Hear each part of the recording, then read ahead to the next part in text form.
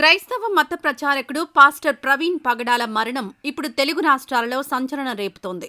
ఆయన మృతిపై అనుమానాలున్నాయని క్రైస్తవ సంఘాల నేతలు ఆరోపిస్తున్నారు.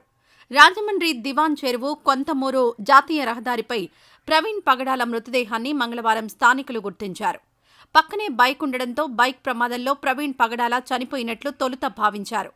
అయితే ప్రవీణ్ శరీరంపై గాయాలు కనిపించాయంటూ ఆయన అనుచరులు ఈ ఘటనపై అనుమానాలు వ్యక్తం చేయడంతో ఈ కేసు సెన్సేషన్ అయింది.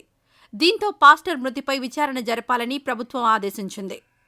ప్రవీణ్ బైక్ మీద వెళ్తున్నప్పుడు వెనక నుంచి ఏదైనా వాహనం ఢీకొట్టి ఉంటుందని పోలీసులు భావిస్తున్నా ఆ మేరకు ప్రాథమిక రిపోర్ట్ ఇచ్చినా ప్రవీణ్ దేహంపై గాయాలున్న నేపథ్యంలో సమగ్ర విచారణ జరపాలని ఆయన సన్నిహితులు కోరుతున్నారు. క్రైస్తవ మత ప్రచారకులు కూడా ఇదే తీరుగా డిమాండ్ చేస్తున్నారు. దీంతో కూటమి ప్రభుత్వం కదిలింది. సీఎం చంద్రబాబు నాయుడు, మంత్రి నారా లోకేష్ ఈ ఘటనపై సమగ్ర దర్యాప్తుకు ఆదేశించారు. ఈ నేపథ్యంలో రాజమండ్రి విమానాశ్రయం నుంచి సంఘటనా స్థలం వరకు ఉన్న సీసీ ఫుటేజ్లను పోలీసులు పరిశీలిస్తున్నారు.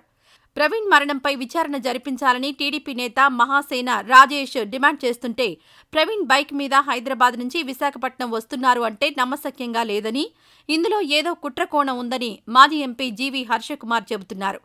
దీంతో నిజంగానే ఆయన యాక్సిడెంట్లో చనిపోయారా, లేక ఎవరైనా కావాలనే చంపేశారా అనే అనుమానాలు సర్వత్రా వ్యక్తమవుతున్నాయి.